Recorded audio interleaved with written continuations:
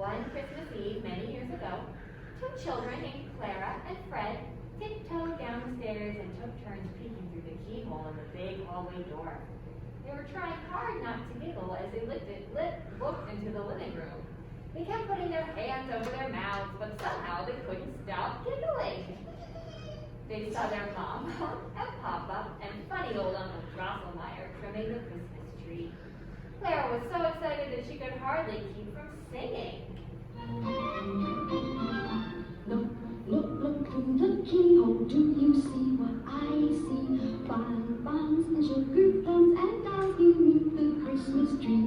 Boys, toys, a drum and soldiers and a purple monkey. Oh, what a happy time, the trimming of the Christmas tree. I think it's the most beautiful tree I've ever seen in my whole life. But it's so hard to see through the keyhole, Clara. I wish we could see more. Suddenly, a silver bell tinkled, and the great sliding doors were opened. Fred and Clara, who had been leaning against the door, almost fell into the room. Everybody laughed. As the children looked around, they were so excited they could hardly speak. The room seemed magical. 100 tiny candles shone like stars on the soft green tree. Then Papa said, "Well, since you are awake, come see the wondrous toy from Uncle Drosselmeyer, all dressed in velvet trousers, scarlet boots, and cloak of fur.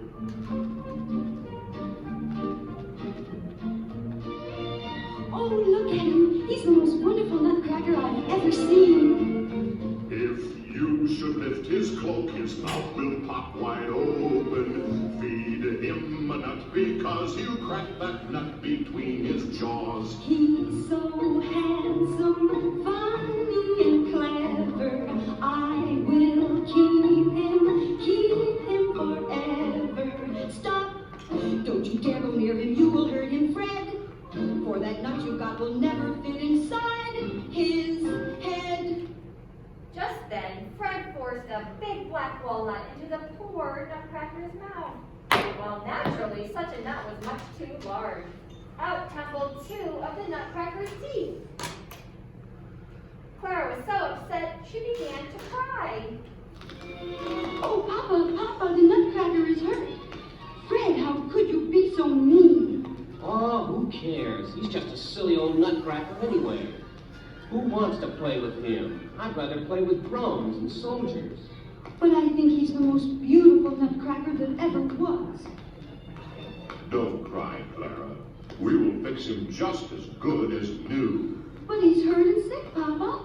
What shall we do? I know. I will put him in my little doll bed and nurse him until he is all well again. Then Clara put the infant nutcracker in her little doll bed under the Christmas tree and tied her ribbon around his jaw. As she tucked him in, she whispered, "Sleep well, dear nutcracker, sleep well." Then Mama and Papa and Uncle Drosselmeyer opened all the presents. The carols were sung. Deck the halls with boughs of holly, fa la la la la la la la la. And before they knew it, it was time for the children to go to bed. That's fine. That night, as Clara fell asleep, she was thinking about her little nutcracker. Long after midnight, she tiptoed down to see how her nutcracker was feeling. As she peeked into the living room, what a surprise she had! The toys had all come to life.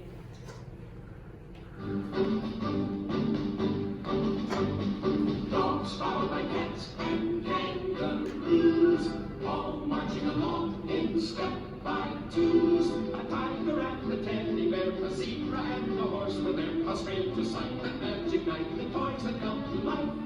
Pop, suddenly pop, Jack in the box. He fell into step beside the fox. The mighty lion swung his tail, a hungry wolf began to wail. The sleeping dogs awoke with yawns, the toys had come to life. Clara rubbed her eyes. She could hardly believe it. She was so frightened that she couldn't move. Her feet felt frozen to the floor. Oh, it was terrible. All the stuffed animals began to eat the candy and sugar plums around the Christmas tree. Then, quick as a flash, Like a miracle, the Nutcracker leaped out of bed. Do not worry, I'll protect you. Heroes never do expect you to defend yourself. With an awful fear I'll fill them. With my soldiers I will kill them. Lay them back on the shelf. Gathering all the toy soldiers around him in battle formation, the Nutcracker and the toys led a mighty charge against the fierce animals. The gingerbread man fired the cannon at the animals, and the soldiers went rat-tat-tat with their guns, but the animals kept marching forward. Finally, the Mouse King grabbed the poor Nutcracker by the coat and caught his arms and held him tightly. Clara thought the Nutcracker was so brave that she took off her slipper and threw it at the mouse. Well, the slipper hit him right on the head and knocked him out. Then the Nutcracker took his sword and killed the Mouse King. Suddenly, everything vanished, and the room was still, and, miracle of miracles, the Nutcracker had changed into a handsome young prince. He bowed, kissed Clara's hand, and said, "I owe you my life. Will you fly away with me to my magic kingdom on the mountain of sweets?"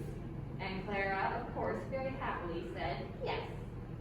Over rivers and mountains and forests they flew until at last they came to the kingdom of the Nutcracker Prince, where the Sugar Plum Fairy ruled as queen. Lo and behold, as they set foot on the mountain, they could see candy and chocolate and peppermint sticks and cookies and ice cream and cake everywhere they looked. Everything looked so mouth-watering and tempting, but of course Clara had very good manners and wouldn't dream of taking any candy or anything else unless it was offered to her. But suddenly, in a blinding flash, the Sugar Plum Fairy stood beside them. She could see how much Clara and the Nutcracker Prince wanted to try some. With a merry twinkle in her eye, she said,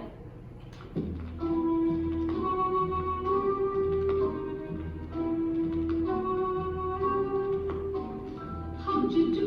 Oh, won't you try a sweet candy meat, sweet to eat, with yourself at home?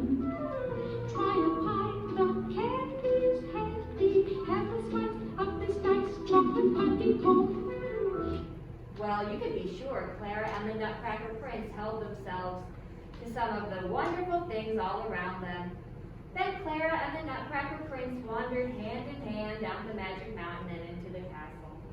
As the Sugar Plum Fairy led them inside, the doors of all the rooms in the castle flew open. Each room was a wonderland in itself, filled with all the things that made dreams come true. All along the halls of the castle were trays filled with more candy. In the farthest room, at the very end of the corridor, Clara and the Nutcracker Prince came upon the happiest and merriest Russian soldier. He saw Clara and danced with a ho, ho, ho, nothing ever bothers me. When I'm the least bit sad, I just dance. That could make anyone happy. Then he clapped his hands 3 times, jumped up in the air, and began to dance.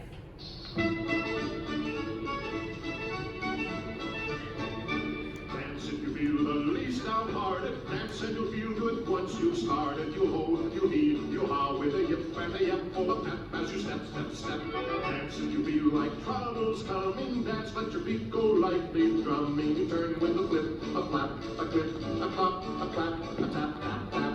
When the Russian soldier had finished his wonderful dance, he didn't seem the least bit tired. Just then, from the next room, they heard someone crying. Clara couldn't understand how anyone could be sad in the Magic Kingdom. I wonder who's crying. Do you know? Clara asked. I can't imagine, said the Nutcracker Prince. Let's go see who it is. Can I come too? Asked the Russian soldier. I can't stand to see anyone unhappy. Oh, please do come, said Clara. You can make anyone happy. So they all went to the next room and knocked on the door. Come in, said a very sad voice. As they stepped inside, they found themselves in a marvelous room that reminded Clara of pictures she had seen in her book of Arabian Nights. There was sand on the floor, and a sleepy-looking camel was standing by a swaying palm tree. Clara saw a beautiful Arabian princess dressed in a silken gown. She was wearing a veil over her face, but Clara could still see the tears in her Why are you crying? Oh, Arabian princess, don't you have everything you want? Everything your heart desires here in the Magic Kingdom? Yes, everything except one thing. Dreams are it is when you're lonely. Dreams were meant to be shared. Sweet Arabian princess, I have fallen in love with you. You are so beautiful, you cannot be unhappy. I am only a poor Russian soldier, but everyone says I am a prince of a fellow. I will share your dreams with you, if you will let me. I will teach you to dance, and we will be forever happy. Well, the princess was so overjoyed that all her tears vanished, and on her face was a bright, sunny smile. You are my prince, Russian soldier. My prince. This calls for a celebration.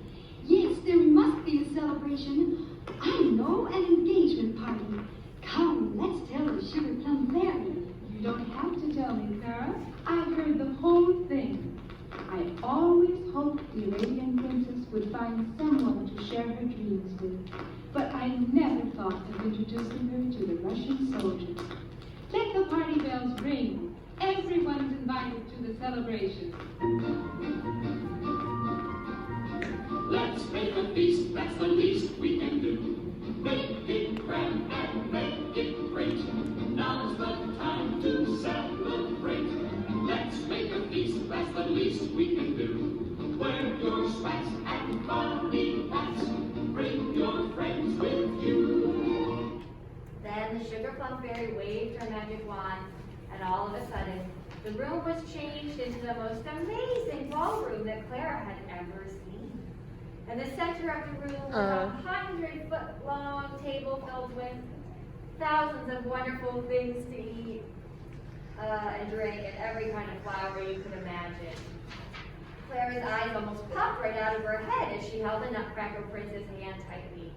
Then the Sugar Plum Fairy announced in a very grand voice, "Ladies and gentlemen, be seated." Everyone ate and laughed and enjoyed themselves. Then the Sugar Plum Fairy stood up, and there was the sound of a very loud gong. Now comes a special surprise. The greatest surprise in the Magic Kingdom. Watch very closely. The flowers are about to dance.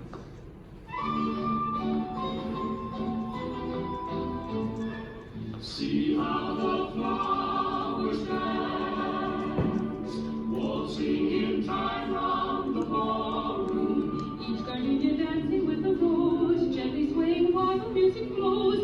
Every gold beside the mountain in full bloom.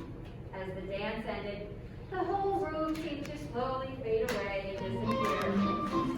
As Clara rubbed her eyes, she found herself in her own home, for it had all been a dream.